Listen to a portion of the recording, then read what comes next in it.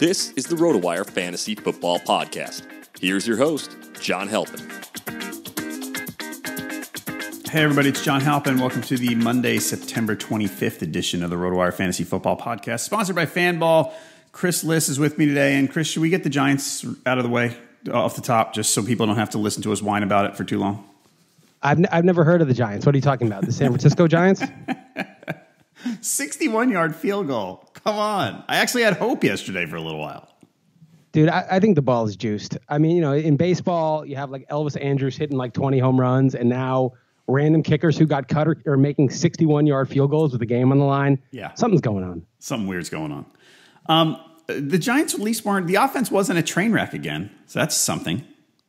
Well, it wasn't for like a quarter and a half. I mean, it was a train wreck for a couple of quarters. McAdoo, I feel bad for Paul Perkins. I don't know that he's terrible. I just know that every time he gets the ball, he's running straight into the teeth of the defense on the most predictable running down. Or they do this little like sort of shotgun draw run that they do. Right. It's weird because apparently his offense is so complicated that nobody can learn it. But yet when you watch it, it's so predictable and obvious. Right. And there's just no point in even running the ball at all. Why start at 2nd and 11 every set of downs? I mean, 1st and 10 is much better than 2nd and 11. Right. What did you think of the play call before halftime on the last play at the 1 yard line? What was that he did? I can't remember. He ran into the teeth of the defense again. Right up the middle. Yeah, and Darko had no shot. Yeah, I mean he was dead before the play started. It just, I don't know. I just don't understand. I mean, I think this is like a 10.5 win team talent wise. Right. I mean, we'll say. I mean, Eli. You wrote this in your outline. Maybe Eli was not. I don't know. It was somebody on Twitter actually. I'm ascribing it to you, but maybe Eli isn't that bad. He did make some nice throws in the end when they came back. And maybe, he's a guy who obviously needs the pocket to protect him, but he did get rid of the ball really quickly. And I think when they get Beckham involved early and often, this could be at least an average, if not above average offense, even with the bad offensive line. And we know they have a good defense. I mean, look at Wentz's, yards per play. Look at Stafford's yards per play the week before. This is still a really good defense. So I think they have like a 10.5 win talent around them. And they have a coach that basically subtracts like 2 to 3 wins off their baseline sort of regular nutless monkey coach that you would expect. Sort of the run-of-the-mill nutless monkey who's coaching in the NFL. And, I'm trying to pick, who would that be? Who would just like the average, just crap coach, but that isn't actively destroying the team be? Marvin Lewis might lean toward the latter sometimes. Yeah, Marvin Lewis, that's what I used to think of Marvin Lewis, but now I think he's beneath that. He's even below that. But just, your run-of-the-mill Doug Marrone, just somebody who's just average. If they had that, I think they would be like a 10-win team. All right. And all they have to be, offense, all they have to be is average, I think. That's right. Right? If they're average, that would be so great because the defense would just carry it from there. How hard is it to coach an average offense when you have a generational playmaker at wide receiver? We're just asking for average. Right. I know it shouldn't be that hard, but apparently it is. One other question about this game on the other side. Is Wendel Smallwood a guy you're after on the waiver wire this week? Probably not. I mean, Blunt is there. Blunt ran well also. Oddly, the Giants usually stuff the run, but the Eagles can't run, but they ran effectively. Probably not. I mean, Sproles got hurt, and so it's like, okay, who's the third down back for the Eagles? But Smallwood, he looks like a change of pace to LeGarrette Blount more to me. All right. No more Giants from us. We promise. We need to thank Fanball for sponsoring the RotoWire Fantasy Football Podcast. Check them out now, fanball.com. If you want to catch us on Twitter, Chris is at Chris_Liss. I'm at JHalpin37. You can also tweet us at RotoWire and follow all the player news you need at RotoWire NFL. All right. Let me plug one more thing, John, if you don't mind. I'd really appreciate if people check out A Real Man Would podcast. It is on the same list of podcasts that this RotoWire football podcast resides on, the same page. You can just, go to the Twitter handle. Although A Real Man Would, you'll see it. You just scroll down. And I'm really trying to build up the podcast. I was really lazy because I kind of hate marketing, and I find it basically pathetic to ask for likes and ratings and all that crap. I have a distaste for it. But I'm realizing if you want to be able. Sorry, John, go ahead. No, I was going to say you have to do it. It's weird the way the algorithms work on the the ratings for the popularity for the podcast. You need people to click on things. Yeah, I mean, I despise those algorithms, and I think there should be a better way. But it really hit home because I do an XM show, and sometimes the executives at XM want it done a certain way, and that's fine. They also own the bandwidth that we're on. But I realize if I want to do the show I want to do, and not do stuff that I think is, I'll just put it politely, dumb.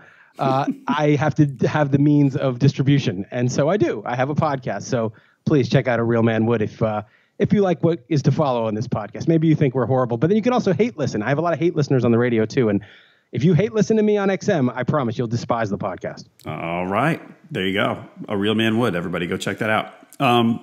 Okay, so we're gonna get through the Sunday action, and just quick details from most or all of the games. Let's start with Ravens Jags, which I was startled. I probably shouldn't have been. Because, maybe I was very big on the Jags before the season not great because Bortles, but I thought they would be better, and they are. But I thought yesterday, I said, you know what, the Ravens, I just said Bortles is just so bad, and the Ravens defense is so good, even better than the Jags, that I think the Ravens are going to take this one. And that was just it was really ridiculous the way that game went. Were you as shocked as I was? It was like a bigger blowout than the score. As much of a blowout as the score was, It was such a blowout. And I wouldn't say I was shocked, but I was a little surprised. I had Jacksonville covering the 4-point spread, but I didn't have them winning. I had the Ravens winning. And, I think what happened is, the Jaguars signed a bunch of free agents like Calais Campbell and who else? They got Barry Church. They got a bunch of guys, AJ Bowie. Yep. And there was a lot of offseason hype that everyone was like, oh, they're going to be a really good defense this year. The young guys and the new free agents. And you know how when offseason hype talk starts happening, you're like, yeah, whatever, that's BS. Mm-hmm. Like, they're going to be bad. And maybe that's just true. Maybe they're just a really good defense. And then when you have a really good defense, and let's face it, the Ravens offense is garbage, and you start beating up on the offense, then suddenly Bortles can play low risk. Then Fournette is going to be, he didn't have a great game, but, he's in a good situation to run the ball. And they don't have to do a lot of dumb stuff. And I just think in that game, Bortles played really well. And part of it is because he didn't really have to do much. He just had to stay within a very safe game plan. And, they don't have Allen Robinson either. And that's bad. But in some ways, it's like, all right, we're not going to hit the home run here. We're going to throw some short passes. And as boring as that is for the NFL and the way that things are trending, for Bortles, maybe that's a good thing. There you go. Doug Marrone not screwing it up, right? Yeah, like I mean, look, again, that dink and dunk stuff kills me. I think it's, with McAdoo, it's bad, and with, so many teams. But, if your defense is playing at that level, that's probably what you should be doing. The one other question about that game, Javorius Allen. Last week, I felt like the stars aligned and everybody was on him. Everybody said, oh, now, with West kind of banged up a little bit, and he's playing really well, and Woodhead's out. Allen's going to be he's a top 20 fantasy running back, and he just after yesterday I went, I don't think I can ever trust this guy again. Yeah, I mean, look, he was a guy that they drafted a couple years ago, and they never really wanted to give him a shot. They signed Danny Woodhead, right? Danny Woodhead's 32, coming off an ACL, or they signed him maybe last year. I can't remember if he's still in the Ravens when he got hurt, but they could have used him. They had him there, and they decided to bury him. Woodhead gets hurt, and now he's back.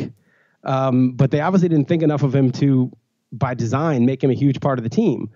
And so, so now Alex Collins is now a thing. And then even last year when it was Kenneth Dixon, who they also drafted, and I forgot, had he not been out for the year, he would have been in the mix. Kenneth Dixon and Terrence West were impossible to predict week to week. I know because I had both of them in a high stakes league, and I was getting it wrong every week. And there was really no rhyme or reason. And so, to trust a guy that they had buried themselves and they bring in Alex Collins, it just seems, and then Woodhead may be back. I mean, I think it was foolish if anybody saw him as anything else but somebody who could get some opportunities. All right. Broncos Bills. I could, not to pat myself on the back, I saw this one coming, score-wise. I thought the Bills, after what I saw last week out of the Bills defense, I was really impressed, and I just kind of think that the Broncos are good, but not that good, and going into a tough road environment, I kind of thought maybe they'd have some trouble. With that said, C.J. Anderson, even though I thought the Broncos offense would have some trouble, after last week, I was back on the C.J. Anderson train. I kind of said, okay, I know Jamaal Charles is getting some carries, but C.J. Anderson is more of the guy. It's going to be probably a 2/3 to 1/3 kind of deal. And yesterday, as a CJ Anderson guy, that spooked me because Charles ran well and he's been running well, and Anderson didn't. And the timeshare has me more confused than it did before yesterday. If you're a CJ Anderson owner, how worried are you? A little, but not that worried. I wrote this last week, and I've a little bit changed my tune this week, that Charles is the perfect guy to pair with CJ Anderson. If you're a CJ Anderson owner, not to own him, but just that he's the guy paired with him, because he's sort of a low workload type of backup, right? He's not, to me, he didn't seem like a threat to get 20 carries and take over Anderson's job. He's just the perfect come in every now and then, get some carries, maybe break a big play. And I don't think anything's really fundamentally changed. I mean, Charles had 9 carries, which is basically what he does. Right. It's just that Anderson had 8, right? But if Anderson had 16, you'd be fine with Charles, busting out a big play. It's like Coleman and Freeman in Atlanta. Like, you don't care if Coleman has a good game because Devonta Freeman's going to get his. And I still think it's probably like that. But there is a small chance that they're like, hey, Charles is on his last legs. Let's run him into the ground. Maybe he can handle 18 carries a game, 16 carries a game. So I think there's maybe a small chance of that. But I think the larger chance is that it's sort of like a Freeman-Coleman split where you have the fast guy who may strike for a big play, but Anderson's still the guy. If I had Anderson, I would take the Freeman-Coleman split. That would be fine with me. Yes, you'd be fine. Well, the production too, but it doesn't come with the production. I'm just talking about the split. It doesn't come with 14, 15 touchdowns? Is that what you're trying to tell me? Devonta Freeman, I don't have any shares this year. I've had obviously shares of him in the past when he did well. He's just such a rock. I just think that's it's not an exciting pick if you drafted him, but it's just the guy's like peak Ray Rice without the obvious off-field baggage. Right. And it's so funny because the year he came into the league, we all looked at him and said, oh, wow, he could be a really nice third down back. Right. Because he can catch the ball, and now look at him. The difference, though, between him and like the Tarik Cohens and the Chris Thompsons of the world is that Devonta Freeman, I think, is like 5'8", 200 or something like that. He's solid, yeah. Whereas like Tarik Cohen is like 185 or 182. And unless your work done, you're not getting 15 to 20 carries with that frame. And the same with, with Chris Thompson, who looks fantastic, but I just don't think they can give him 15, 20 carries unless they want to break him. Yep. Okay, Browns Colts. Were you on the Rashard Higgins bus last week? No. And I started like thinking, oh, maybe I should have bid more on him. He was someone comped him to Isaac Bruce coming into the league. Maybe I'll think about this. And I was like, nah, come on. Don't be The Brown, you didn't want to get excited about the Brown slot receiver? Is that it? Well, the idea was Britt's in the doghouse, Coleman's hurt. Josh Gordon, when are they going to reinstate him? He's not reinstated if he ever will be. So who else are they going to throw to? But I always feel that's bad logic. Like, we don't know who this guy is. He might not be any good. The team might be terrible. They may not be able to throw a pass, but he's the guy there for now. Like, I always think that's a mistake. It's like last year. Remember Torrey Smith, who's actually a good receiver? Yes. Was the only guy in San Francisco. I drafted a lot of Torrey Smith. Like, well, he's going to get 70 catches. Well, no, not necessarily. Not if the whole thing is so screwed up that it doesn't really matter who's there. And then, when you say he's the guy, just the way Terrence West was the guy, or Jacquizz Rodgers is the guy for now in Tampa, it's like you're only the guy by a very flimsy margin if you're not good. Right. I absolutely fall into that logic sometimes, which is, and you're right. It works out. It works out less than you would hope. The other guy in that game, so T.Y. Hilton blew up, and we were all worried about T.Y. Hilton because the quarterback situation is terrible whenever, and Brissett has proven himself to be not terrible. Let's say, right? Do you have T.Y. Hilton shares? I do. I just traded one last week for Mark Ingram, and I'm starting to regret it, especially because there was news that Luck may start practicing soon. And then you think, well, he just did this with Brissett, and maybe Brissett is, as you said, like not terrible, just like borderline competent, which is enough for someone as good as T.Y. Hilton. And I had one share, and I have 0 now. All right. So you didn't trust last. It's hard to you trust him obviously more than you did 24 hours ago. I traded him before this weekend. Yeah. So I sold low and got burned, basically. But I blame Dalton Del Don for that because that was his idea to do it. You're blaming him? Yeah, I'm blaming him. He's my co-owner in this league, and he was like, we got to take this. We've got so many other good receivers. I'm like, all right, fine. I thought we should try to extract more than just Ingram, but he did it. And at the time, obviously, his stock was lower. But I'm all in on Hilton. If he has just competent quarterbacking, and then if Luck is 2 or 3 weeks away, that's even better. Hilton is, he's just one of those guys. He's like Antonio Brown, basically. I mean, he's super fast. He's super quick. He catches everything. Maybe he's not as durable as Antonio Brown, but besides that, I mean, he's that kind of receiver. Right. He made that one big touchdown yesterday. He ran more than half of it. It was a lot he's so amazing fast, after right? the catch. Yep. He can get behind the D before the catch, and he can beat you after the catch, just like Antonio Brown. All right, Bucks Vikings. Case Keenum. Holy cow, that was interesting. My block. Go ahead. No, you guys can say that guy. I didn't think the guy was any good at all, and he had a nice game. Like that. That's the end of the case closed or cold case jokes, right? That's the end of that. I think my joke, if my last name were Case, I'd name my kid Justin. Just in case. Yes. Still holds up though, even though Case Keenum had a good game. It's just the case closed, cold case jokes are dead. He remember when he's on the Texans and he made like a couple good plays. I think it was when Matt Schaub got hurt. I can't remember if it was Schaub or whoever else they had at the time. And it was like, this guy was a little bit of a prospect. Like it was like he was pretty mobile and he had a good arm. And then he got exposed a little more and was like, oh no. And then he played for the Rams last year. But if you think about it, right, Keenum was terrible. And then Goff came in and Goff was terrible. And what do they have in common? They had Jeff Fisher as their coach, right? And Jeff Fisher's gone. And now, Goff is credible. And, Keenum was suffering from the same handicap that Goff was. And so, you put him in behind an obviously improved offensive line with really good receivers and a good defense. So he's in hitters counts and got a good running back. I mean, maybe he's, competent. Maybe he's good even. So, Sam Bradford is not good enough that if Keenum goes on a run, we'll see if Bradford's back next week. I'd be surprised. But if he's not and Keenum has 2 or 3 more good games, it's like, why would you bring Sam Bradford back? Right. But Sam Bradford, everybody was so excited about before not everybody was so excited about, but I felt like I kept saying that people would come on here with me over the summer and say that the Vikings offense is better than I think. And then Bradford had that first week 1 performance and everybody went, oh my God, Sam Bradford's actually a decent quarterback now. So, yeah, but remember, like anybody except Cam Newton apparently can just destroy the Saints. So It's really hard to evaluate Bradford after 1 game against the Saints. If I told you a month ago that after 3 weeks, Dalvin Cook would be second in the league in touches, what would you have said? A month ago, as soon as like Latavius Murray started really having problems getting back to full speed and we started to know that Cook was the guy, I would have been like, well, I should draft more shares of him, but it's not that surprising, right? He was one of the 15 or 18 running backs that had, 3 down potential at least. Right. And he's on pace. So he's on pace for 50 catches. Never mind being a lead back and carrying the ball a lot. He's catching the ball too, which we knew he could. But I mean, that if he stays on this pace, let's say, it's only 3 games, that's a lot of catches. Right. If you're getting 250 and 50, that's a first round back, right?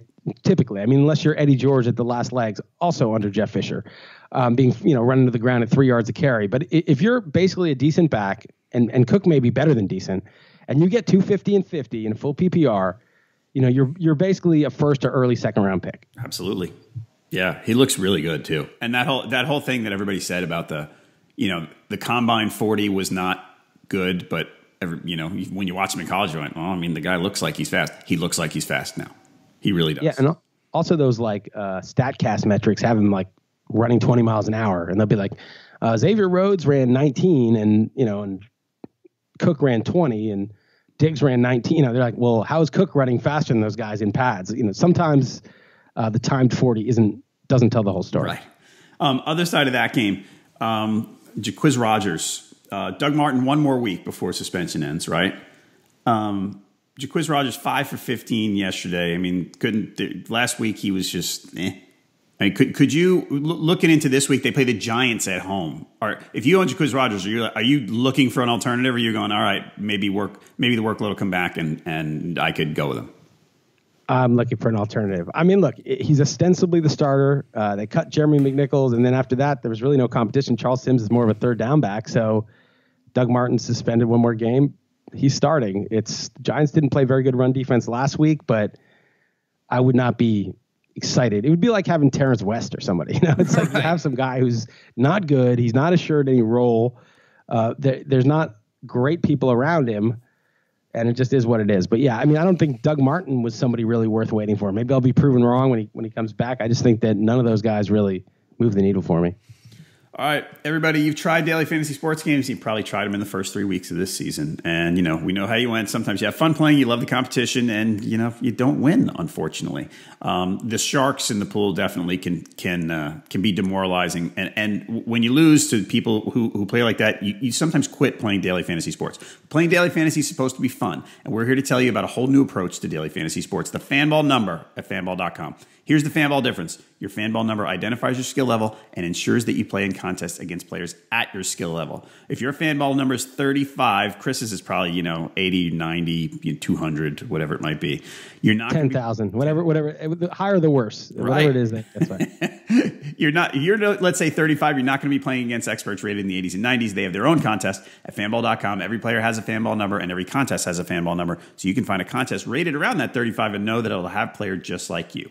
They've leveled the playing field with the Fanball number at fanball.com. Have more fun and a better chance to win. Check it out for week 4, fanball.com. All right, Dolphins, Jets. Let me say something real quick, John, about that rating system. Yeah. It's funny how they rate. You hope it's accurate because one time I was in this basketball league in New York when I lived in New York City in my 20s, and they ranked the leagues 1 to 19. 1 was like the toughest league, 19 was the weakest, and they ranked us 11. We were like, okay, we're okay. We'll do 11. First game against the other team, some dude tomahawk dunks it on a fast break. And I'm thinking, this is League 11? Like, I don't know if this dude should be in League 11. I'm not really sure that this is our level. Anyway, so hopefully they have it tighter than that. NBA D-League was League 11, probably. That's what it felt like. I was like, wait, why am I in the NBA D-League? Exactly. All right, Dolphins, Jets. The Jets ruining their suck for Sam. Not ruining, but damaging it by winning in week 3 already. You would think maybe they sneak one out in week 15 or something, but winning one right away, that's not good for them. Yeah, that's true. But it's weird. We think these teams they just eviscerated their whole veteran core. Not that those, Eric Decker, they got rid of Eric Decker. They got rid of some mid-level veterans that were probably overpaid and we're like, they're tanking. They're going to be terrible, but not necessarily. Like, they're not going to be good, but why shouldn't they be 6-10? We just assume they're going to be 1-15. And I laid the points with the Dolphins this week, which was dumb. Just buying into that, like they're going to be terrible, but they're not like that bad. They're reasonably competitive. And even the Raiders, they were down 14-0, came back 14-10. They muffed a punt, and a couple big plays later, they were blown out. But yeah, I don't know. I don't know what they're doing. I don't know what they're doing. Well, I think what got me with them was all those people saying things like, "This is the worst NFL roster I've seen in 12 years." And that was I felt like that happened way too much, and it made me go, all right, maybe they are this bad. Like, I'm not a scout, but all right, maybe I'll buy that. But that's always when it's wrong. Like, I remember they were saying that about the Bengals. There was a year that Andy Dalton was drafted, and Carson Palmer was their starter, and then he refused to play for them. So he temporarily retired before he went to the Raiders. And they're going to bring in the second-round rookie who they didn't intend to play when they drafted him. They intended that Palmer as their starter. And then they went 0-4 in the preseason and didn't just lose. They got annihilated in the preseason. Everyone's like, this team's going to go 0-16. They made the playoffs that year. So it's and it just sounds, oh, well, of course the Andy Dalton Bengals made the playoffs that year. But if back then they were the Jets. Right. Yeah. And they won. Did they go to the playoffs first year with him? Yeah, his rookie year. Wow. All right. 2 games. DeVante Parker, 19 targets. I know they were losing a lot yesterday, but is he sort of, does he become pretty much must start at this point? Yeah, I have him in a few places, so I hope so. He was doing nothing last game. It was a total garbage time drive where he got all the catches and a touchdown. It was literally one drive. It was a real dud until then. I don't know. I was sort of big on the Dolphins this year, big on Adam Gase and Parker improving and Ajayi, and I think Cutler has been kind of underrated over his career just because he's got that sort of meme of, smoking the cigarette and not giving a shit. But I kind of like them. So I don't really know how to explain what happened against the Jets, and it makes me kind of worry about everybody on that team. Yeah, and it makes me – and a Jets side, by the way, I was buying Bilal Powell in the preseason, but I'm looking at yesterday, I'm going, yeah, I don't know still. I know he got the most work, but there's too many guys there that they're messing and they around. Don't care, right? Like, they're not – like, they're trying to win every game, I'm sure, in the game itself, but who they suit up, who they game plan around – it's hard to have a lot of faith in that. Right. How do you not throw the ball to Powell anymore? All of a sudden, this is the one thing that I was not expecting. Like, even if Powell got less work than I thought this year, I went, oh, he's going to catch 4 passes a game. And they stopped. Like, he's a really good receiver. I thought he and Forte were going to catch like 50, 60 patches each because I thought there's no receivers there. Right. Maybe Safarian Jenkins becomes somebody. Maybe he doesn't make it back as a real NFL player. And then you had like Robbie Anderson, but suddenly like Jermaine Kearse gets targets and Robbie Anderson, and now they throw to their receivers. So, I don't know. It's very strange. They're like taking it seriously in a way that we didn't think they would, right. And then not taking it seriously. Maybe it's like we made all these assumptions like, oh, they're just not going to take it seriously. They're just going to dump it off to the backs. But I don't know what they're doing. Like, why would you trade for Jermaine Kearse? What would be the point of that? Right. I agree. Unless you want to, I guess you can't completely give up, but I don't know. All right, Falcons Lions. We talked about the Freeman Coleman split with the Bronco guys. So Coleman, 29 touches in 3 games. Some people like him. What happened is last year he had he had a few big plays early, and people kind of got lulled into the idea of, well, maybe he doesn't get the work I want, but man, he's good. He's the fast guy who can catch a pass and take it 70 yards for a touchdown. Is he a guy that you would like to? I mean, it's a high-powered offense. And there's a lot of scoring chances, even though he's on the short end of the stick. He's the type of guy, he just doesn't get the ball enough for me. Are you in the same boat with him? Yeah, it was weird. So he went all Chris Thompson last year, okay? Yeah. And so everyone loves Chris Thompson. I mean, he's amazing. So was Tevin Coleman. He was last year's Chris Thompson. He was doing a lot with few touches. But that's just never sustainable over the long haul. So you either need to get more touches or you're just going to regress and not be great. And I think that's what's happening. And, he's still, I even think if Freeman went down, I'm not sure Coleman would get 20 carries. If it would be Teron Ward or whoever came in and got the carries, because I just don't think that Coleman, they see him as that kind of back. So no, I don't like having him. I would rather have somebody who can, just help me with maybe less upside than somebody with that kind of talent. All right. That game, did you think that was a touchdown, by the way? Which one? The Golden Tate? Yeah. So I was very mad because I had the Lions +3. Yep. And, just kick the field goal and cover. There's no reason to go for the touchdown. Just lose by a point.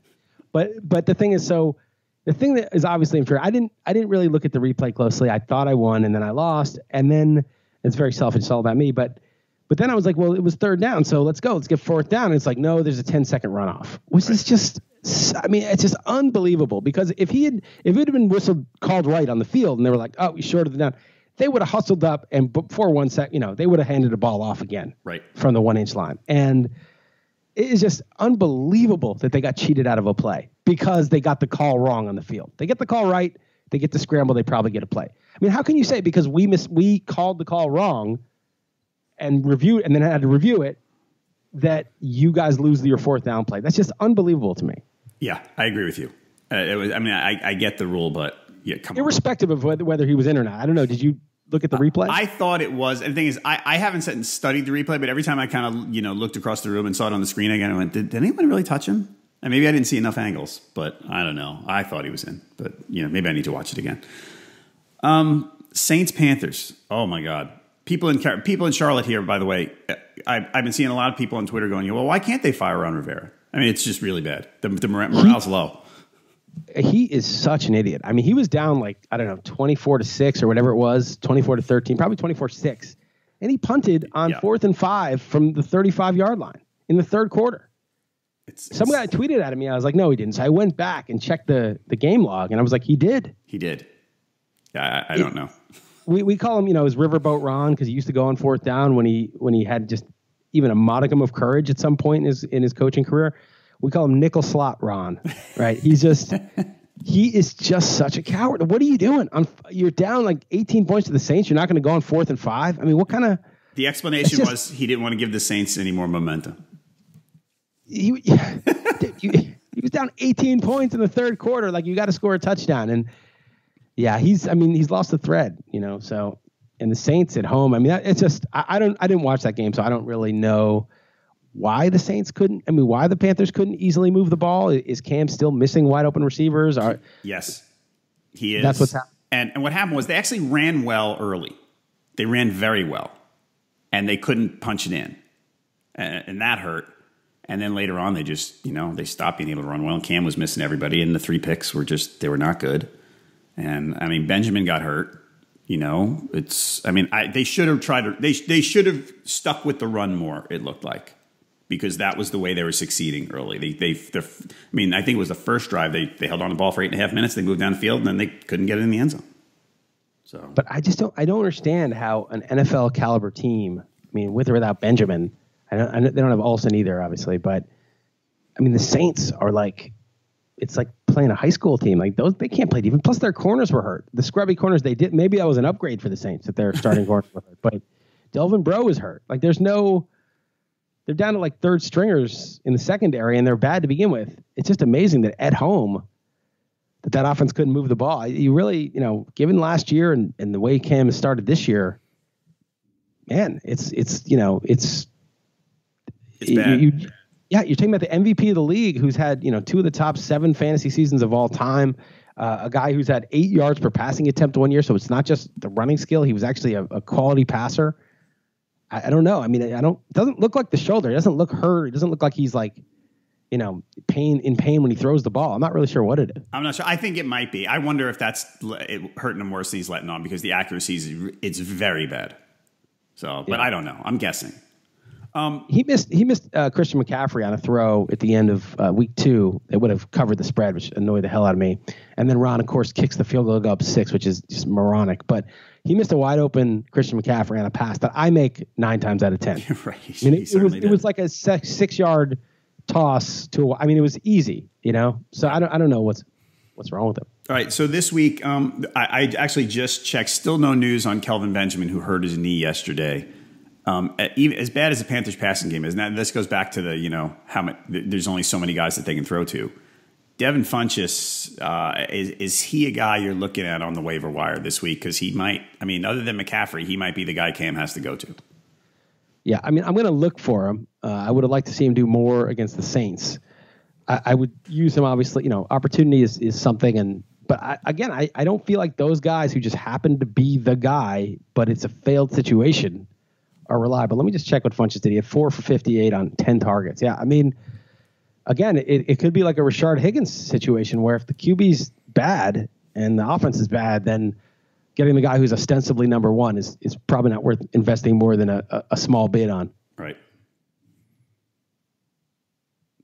Okay, let's go to Steelers-Bears. Maybe we shouldn't have written off Jordan Howard so fast. Do you think that's possible after 2 games that he wasn't toast and the worst first-round pick ever, and everyone made such a mistake for drafting him? Yeah, I didn't think that. I was a little concerned that he dropped what should have been the game-winning pass against the Falcons. That's like a really bad thing, right? It's not just like it was awful. Didn't have a great game. It's like you blew it for the entire team. But 2 things he has going in his favor is, one, Tarik Cohen is never going to be that early down workhorse for reasons you and I discussed. Mm-hmm. And second, there's nobody else to do that job. And third, he was actually very good last year. So stuck with him. He ran roughshod over the Steelers, got the game winning touchdown. So it's kind of a nice bookend to how he blew week 1. And yeah, he's good. And it's a good. And he even caught 5 passes. That's the other thing. So he's in good shape. It's he's probably a top 12 back right now still. That's a situation where I guess 2 running backs can be viable just because there's almost literally nothing else for them to do on off. There's nowhere else for them to go, right? You sit there, they're going to have to use their backs constantly because the receivers are so terrible. Well, that's what I thought the Jets might be with Powell and Forte. Right. And they're not. But the Bears are basically doing that with, Cohen playing the Powell role and Howard playing Forte. Well, not quite the pass catcher Forte is, but, Forte 7 years ago as a runner. Yesterday, so Jordan Howard, 28 touches for Howard, 16 for Cohen. So don't let Jordan Howard's day scare you away from 3 Cohen. Right. I think this brings up an important concept, John, which is the size of, the narrowness of the tree, how many branches there are on each tree. Like in Denver, like Emmanuel Sanders, Demaryius Thomas, like they're money in the bank because that's the only guys they throw to. They don't throw to the backs much. They don't throw to the tight end. There's no real viable third receiver. Maybe Benny Fowler's quasi-viable, but there's really 2 guys there.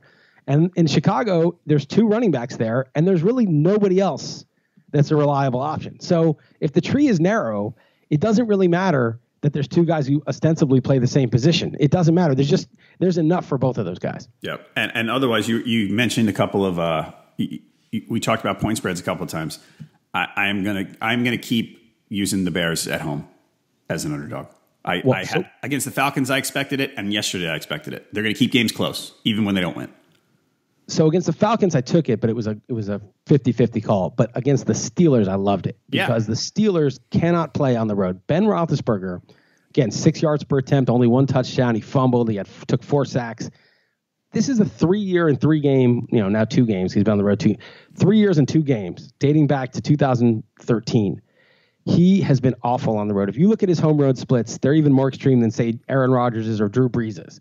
So if I have Roethlisberger in a fantasy league, I never start him on the road. And if I am, they priced the Steelers. The Steelers are laying 7.5 on the road.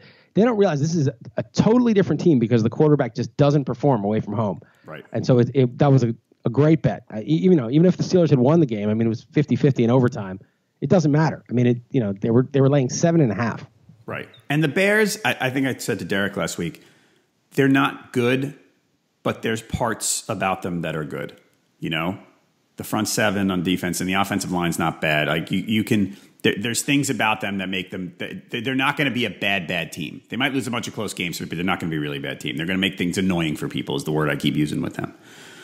All right, Patriots, Texans. I didn't watch much of this game. I heard that Deshaun Watson was, so I don't know who I saw that was watched the tape of it said Deshaun Watson looked leaps and bounds better than he did last week.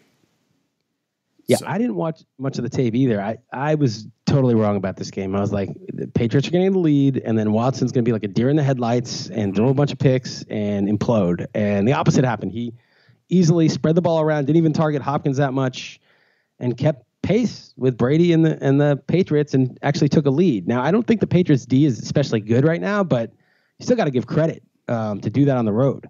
Right. So, I'm very, I'm impressed so far. And I think that, I don't know. The scouting said his arm was sort of substandard to the point where, he would be like Chad Pennington at the end where he just was good, but he just couldn't even make the throws. So we'll see if he can do that. But I think so far so good for, 3 games as a rookie. Is he a guy you're looking to? I think I'm looking to stream him for bye weeks just because of the running. Like I know this is a guy I look at him and I go, like Marcus Mariota is not going to run enough for me. He's a better quarter passer, but that's a whole different thing. But I look at Deshaun Watson and I go, that guy's going to take off a few times a game. He's going to run for some touchdowns and he's going to break off some big runs and he's going to get 30 to 40 yards rushing for me. I think every week, even if he doesn't throw the ball well. Yeah, I think he's like that. I streamed Kaiser over Mariota in a league. Mariota was hosting the Seahawks, and Kaiser, he was, in Indy, and he didn't play well, but he got 2 touchdown passes, a touchdown run, 40 rushing yards, and got me more points. And I think that those running quarterbacks, when they have the right matchup, are exactly who should be streaming. If you have Roethlisberger and Roethlisberger's on the road against a good D, pick up Watson or Kaiser or whoever. On the Patriots side, do you trust Chris Hogan yet? I don't know. I was a huge Brandon Cooks guy, and I was happy to see him finally cash in. But Hogan also had 2 touchdowns. And, yeah, receiver. It's really hard with receivers because you look at Julio Jones last year, he had a 300-yard game bracketed by 2 15-yard games. So you just don't know. Even if you're a number one, you never really know week to week with receivers. And then you get a receiver that was more of a, like a 9th-round pick like Hogan, and you're like, is this for real? Isn't it? Are the Patriots going to throw this much every week? Maybe. So, yeah, I think right now I would treat him the way I would treat someone like DeShaun Jackson, somebody who is going to have big games and that is worth starting as your 3rd receiver, just because that big game is possible, so it's reasonable to roll the dice on him.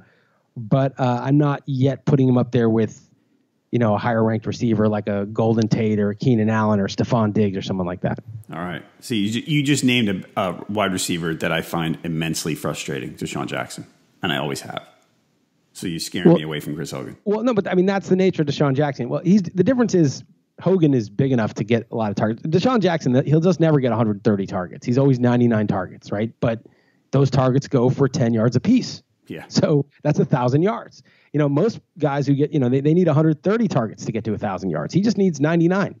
And the same, the touchdowns are going to be very hit or miss because it's 50-yard touchdowns are hard to come by, but he can get 8 or he can get 3. You don't really know year to year. Hogan will be more reliable for touchdowns. And I'm just not sure where he fits in the offense. Is he their sort of quasi number one receiver with Cooks and Gronk, or is he just, on sort of a heater right now and will cool off now that they're realizing hopefully that, wow, Cooks is really, really good. Yeah. But I mean, Hogan yesterday, 6 targets, which makes you go, I don't know. Seahawks Titans. All right. So Murray and looked carry wise, pretty much exact timeshare with Murray and Henry. Okay. DeMarco Murray was hurt during the week, but played and didn't look like he was hurt. Derrick Henry actually came out early in the game a little bit, hurt his thigh, but then came back in and played fine. If you're a DeMarco Murray owner, what are you thinking right now? I'm thinking, if he's healthy, it'll be fine. If he's not healthy, obviously you got to worry. I'm not worried about Henry per se. I'll put it differently. I said last week when Henry had the big day when Murray was hurt that this could mark the changing of the guard. It could be Priest Holmes, Larry Johnson. Priest Holmes was great for all those years, but now Larry Johnson's the man, and that's the guy to own. And that could be one narrative, right? But the other narrative is kind of like Matt Forte, or remember Thomas Jones when Jamaal Charles was in Kansas City. Mm-hmm. Some of these veterans are just impossible to kill. I don't know if you're a Game of Thrones guy. They're like the Hound. You think they're dead, but hopefully no spoilers. This is a few years since he reemerged, so I feel okay about it. But you just can't kill them off. And, it could go either way. It could be like, this is the change in the guard, or it could be like, nope, that veteran guy's going to keep showing up. And the first hint you got was Malarkey was like, nope, he's definitely our starter. And then the second hit you got was that he ran a 75-yard touchdown. Right. And you're like, I guess he's not that hurt. So, of course, Henry's got tons of upside should something happen. But the fact that now he's banged up too, and then clearly Murray is not severely banged up, I still think we're kind of where we were at the beginning of the season. All right, everybody. If you won less than you thought last season, daily fantasy football, and if you, again, played with a bunch of sharks in the first few weeks of this season, you're still losing, that's not good. It's no fun. But if you're tired of losing, check out Let's Rumble in the Apple App Store. Let's Rumble, and that's Rumble without an E at the end, matches you with players of the same skill level, giving you a fair chance every time. Play head-to-head for your best chance of winning, or group up to play multiple rivals for a bigger payout. Rank in the weekly leaderboards to win free cash prizes. You heard that right. Free cash prizes awarded every week. All you have to do is play the game, and you'll be entered in the leaderboards. Your highest score will determine your spot that week. So download Let's Rumble in the Apple App Store now and get a free $5 bonus with your deposit. That's Let's Rumble in the Apple App Store. Thanks a lot, Let's Rumble. Okay, Chiefs-Chargers. Kareem Hunt's still the greatest running back in the history of the universe. That's one. We don't have to talk about him any more than that. Hunter Henry. So last week, the first week he did nothing. Last week he came back and he caught, 8 passes or something. And then he said, okay, Hunter Henry's fine. Or I did. And then he's not. He's vanished. He didn't do anything. I'm a huge Hunter Henry guy. I drafted him everywhere. Yeah. And I touted him everywhere. Sometimes you end up with a guy that you didn't intend to. This is the guy I was like targeting aggressively. And after week 1, I was concerned. After last week, when he caught every target thrown his way for like 10 or 11 yards per target. He was excellent. As a rookie, he had 8 touchdowns on 53 targets. Not only do rookie tight ends never do anything unless they're all-time greats. Gronk had 10 his rookie year. But he did it on so little opportunity. And then now Gates' carcass, he should be out of the way. He's got his record. Who cares about him anymore? I don't know why. They only scored 10 points. They couldn't score any points. So maybe they should try to target their young, talented player who's getting a lot of yards per target. I don't know what they're thinking. I have no idea. I have no idea either. Because after last week, I said, all right, Hunter Henry owners, get off the ledge. You're fine. Now, I don't know what to think. Next week, they're playing, hang on. They're playing the Eagles at home. What do you do? If you want Hunter Henry, do you want to start him? I don't. Yeah, again, it's hard, right? Depends what your choices are. Maybe there'll be some news on it. Like the coach will say something like, yeah, we need to get Hunter Henry more involved or something like that. But if you don't hear anything specific, it's going to be tough to start him over a Charles Clay or, just any tight end that's getting targets. Right. Or any tight end who's got a decent, if you got a tight end with a decent matchup and he's been getting, 5 targets a week or something, and you go, all right, because Hunter Henry, he could be really good and he could vanish again. I have no idea. Some tight ends, even the bad tight ends are more predictable than that. So yeah, There's a lot of dysfunction there. I don't know exactly what's going on. I mean, there's one thing that there's no fan base for the Chargers anymore. They basically just dicked over their fan base, tried to move, and the new place doesn't want them. And so now they're sort of like in limbo with no home field really to speak of. And the one they have is too small and nobody shows up anyway. So, that's got to bleed over into the operations of the team. It's got to be a horrible feeling. So I think they may be like in some trouble. You lived in LA for a while, right? Yes, I did. Okay. So, I mean, and you're a football fan. So do you wake up on a Sunday morning and say, maybe I'll go to the Chargers game today? If it got to the point where nobody was showing up and it was super cheap and there wasn't a lot of traffic, I'd consider it. But the truth is, like, LA is the worst sports town in the United States. First of all, everyone's high, so nobody cares. Nobody cares. There's no passion. Second of all, it's a beautiful day out. You're going to go to the beach, hang out, do your thing. Everyone's so, like, vain and self-obsessed. So, like, there's just no... it's not like a bitter cold place like Buffalo or like Cleveland or something where it's like the game is everything. It's miserable out, but there's this thing that you can channel all your despair into, this team, It's like this fake paradise place that, like, why would you go and try to, like, get into a football game in the middle of the day when it's beautiful out? And then, as I said, everyone's high. Nobody wants to drive. The traffic is a real problem. Someone invited me to a Dodger game with, like, VIP seats and all this thing. One of my buddies, Kevin Payne, he won a FanDuel contest, and I was like, I really appreciate it, but no, man, I just don't have an hour each way to get there, and then just navigating the crowd and the hell of it. It's not worth it. And it's a bad sports town emotionally, and it's a bad sports town logistically, and they already got a team that's new, that there's no, at least new old, the Rams, right? But that people are still don't have that much allegiance to, and now they're supposed to somehow like. Get attached to another new team that they have no allegiance to when they know for a fact that the owner totally dicked over the whole population of San Diego. We tried to blackmail them into paying for a stadium when they smartly said no, take a hike. Now he's going to LA. Like, it's like there's just the case is so weak for adopting the Chargers. And I feel bad for the players. It's not their fault, but I can't imagine that does not have an effect on morale. You never tried the Larry David approach to get into the carpool lane to go to Dodger Stadium?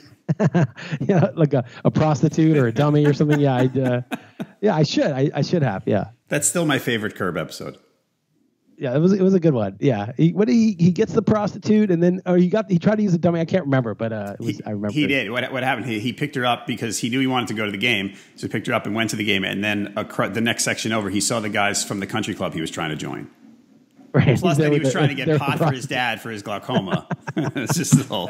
That is funny. Are you excited about the new Curb season? I am. It's been so long, but I love Larry David. I think they're going to be good. So yeah, I love him too. I didn't like the last couple of seasons. I wasn't as excited. So I'm not sure what to make of this. Like everything goes past its. Everything has an expiration date, and I'm wondering if this one. I hope I'm wrong. So. Yeah, it could be, but he's waited so long, and there's always material of that kind of material never ceases to emerge in just your day-to-day. If you're walking around with a notebook and you just observe your day-to-day interactions, there's lots of that kind of material. All right, let's go Bengals Packers. That was an interesting ending. Aaron Rodgers is just awesome, but we knew that. So it's Joe Mixon time. We've said, a lot of us said in the preseason, over time, Marvin Lewis was insistent, no, all these guys are going to we're going to go with the hot hand in the backfield. Joe Mixon time is here, isn't it? Yeah, it seems like they made it dedicated, just a choice. We're going to use him. I still think Gio is a really good back, but if you're going to draft a back in the second round with serious baggage, okay, you got to use this guy, right? Unless you think you're just like a rebuilding team or something, which they're not. I mean, they're, they have veterans. This is a team that, AJ Green is still in his late prime. Andy Dalton's in his prime.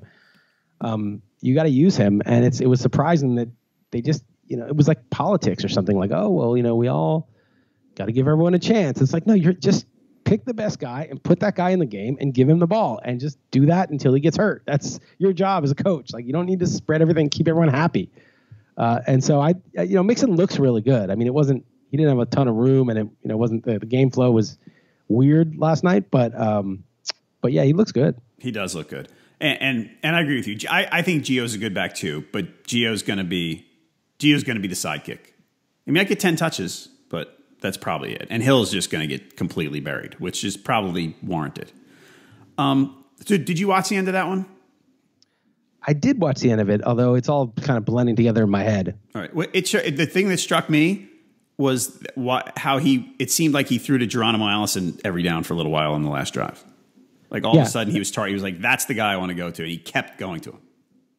Yeah, you think it was a matchup, like who Cincinnati was putting on him or what? I guess it seemed like, because I think he dropped one, and then he kept going back to him. But that's a guy who, even you talked about the branches of the tree, and if Cobb's out again, I mean, even a third receiver or a fourth, if you want to count Bennett, can be a decent play for the Packers, right? Yeah, I think so. I think part of it is that Ty Montgomery, is he really going to be an early down back, or is he going to also just catch passes? And they're going to kind of do what they did last year when they won like 8 games in a row, which is just throw every play. I mean, Jamaal Williams does not look good. They don't really have him as part of the game plan. And Montgomery's also a receiver, and they like to throw to him. So if they're throwing the ball 40 times plus a game and they're Aaron Rodgers throws, having a piece of that, having 7 targets out of those 40 is probably worth something. But you know, it's Nelson's always going to be the red zone guy. Adams is the second red zone guy. If there's a third red zone guy, it's Bennett. So you're going to get sort of between the 20s work for Allison, but that's probably the ceiling. Okay. Let's see. Last one, the night game. That was I thought the Redskins. I actually thought the Redskins would win that one, but they kicked the crap out of the Raiders.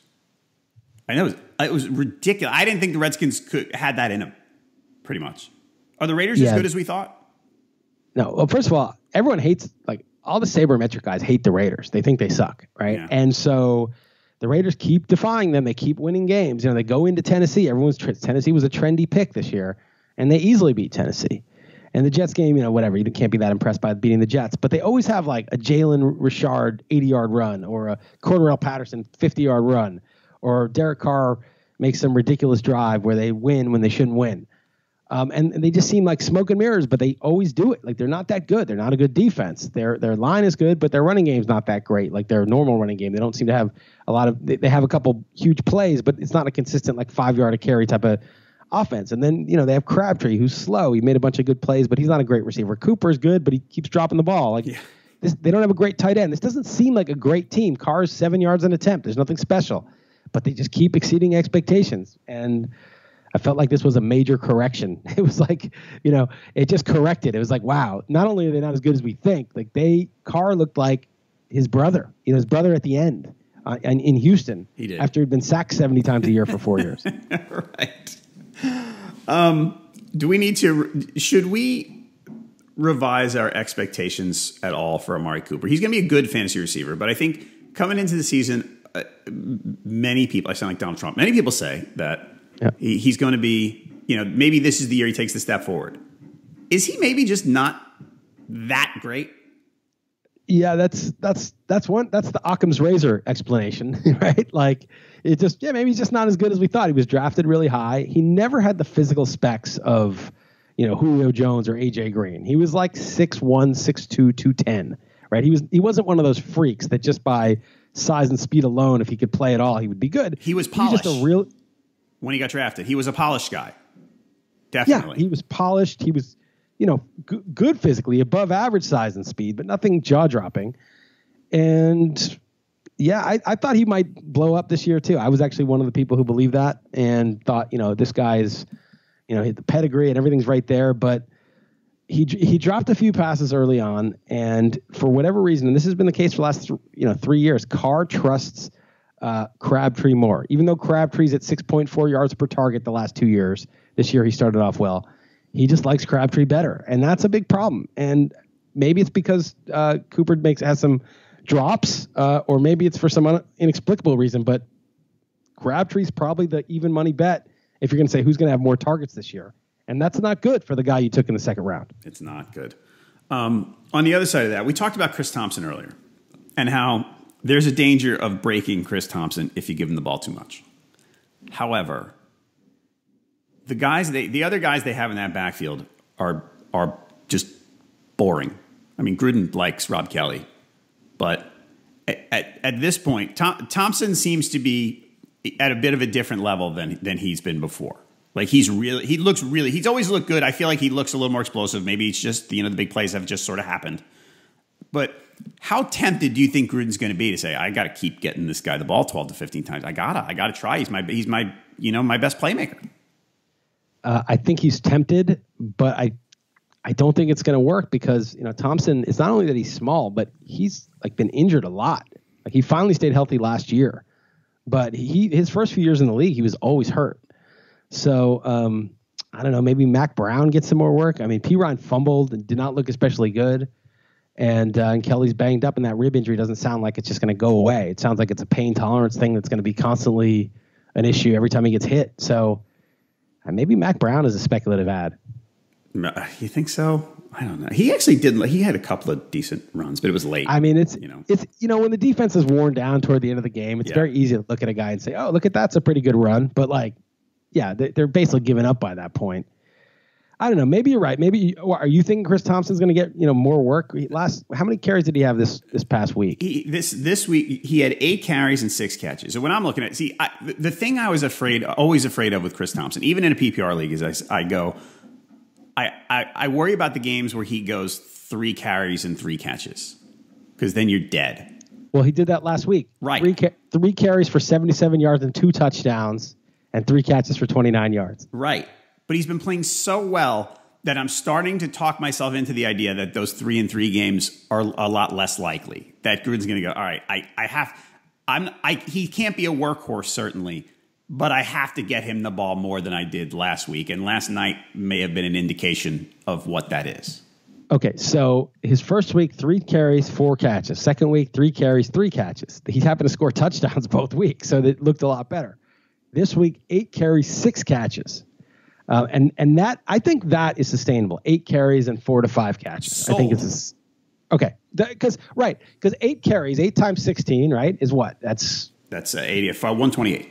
128. So you get 128 carry pace, and then 8, and then 6 catches is too much, but just give him 4 catches, 64 catches. So if you're a 60 plus catch for, basically if you're a 50, 60 catch back with 100 plus carries, that's gold in PPR. That's like that's like peak Darren Sproles with the Saints. And that's the ceiling for any back like Tarik Cohen or Chris Thompson. And he may have a year like that. I just think that the touchdowns are going to be harder to come by. I think it's been a little fluky that he scored 4 touchdowns so far. And that you may just be dealing with a lot of Tevin Coleman weeks, that he just becomes Tevin Coleman. And the downside is exactly what you're saying is, he gets 8 catches for 30 yards and 3 catches for 15 yards. Right. And that's your running back. All right. Yeah, I can't say I want. I don't know. I like watching that guy. I don't know. I wonder what Gruden's going to do there. That's all. But you're right. There's definitely a downside. Cowboys Cardinals. I think the Cardinals are going to win. I think I might have picked the Cardinals to win. I got to look at my beating the book. I definitely picked the Cardinals to cover. I think that the Cowboys D is bad. I think people saw that game against the Giants and were like, "Oh, Rod Marinelli's done a great job with the defense." I'm like, "No, he hasn't. It's all Ben McAdoo." Right. I agree. On the Cardinals side, are you DFSing any of the Cardinal receivers? So since I'm in Portugal, I cannot DFS, although I am in one DFS non-money Yahoo league, which is part of a bigger league I'm doing with some guys. And I have Jerron Brown. I think Jerron Brown, assuming he plays, he's a little banged up. There's a chance J.J. Nelson doesn't play. He's banged up. John Brown's not playing. We know David Johnson's not playing. Larry Fitzgerald is 75 years old. They don't have a tight end to speak of. I mean, Jerron Brown, if he plays, can be their number 1 receiver. Yes, I agree. Last week, what did he get? 10 targets, I think? 11, I think. 11, yeah. I mean, he didn't do much with them, but at least he got it. At least they're trying to throw to him.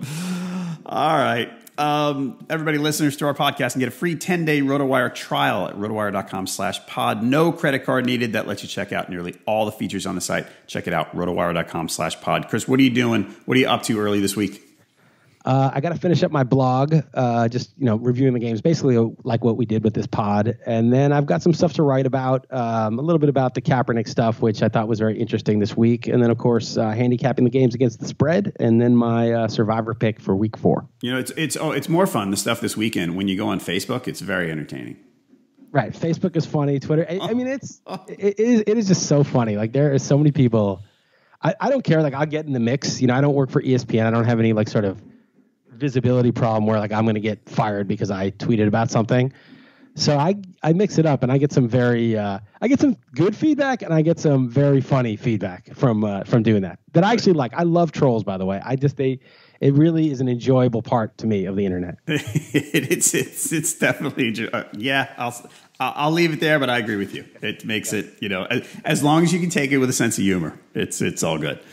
Yeah, they mean well. Yeah, exactly. I don't know. All right, everybody, if you like this podcast, as Chris mentioned at the beginning, we love ratings. I am not afraid to suck up for ratings for this podcast. So if you're on iTunes, click the little 5-star right there. We would really, really appreciate that. Chris, thanks a lot. Let's do this again soon, okay? Thanks, John. Anytime. Good stuff. All right, everybody, thank you for listening to this edition of the RotoWire Fantasy Football Podcast, sponsored by Fanball. Our next episode is going to be coming Tuesday. We talked about Devin Funchess and maybe Wendel Smallwood and guys like that, but we're going to have free agent recommendations, so please come on back then, and we'll help you out. For Chris Liss, I'm John Halpin. See you next time.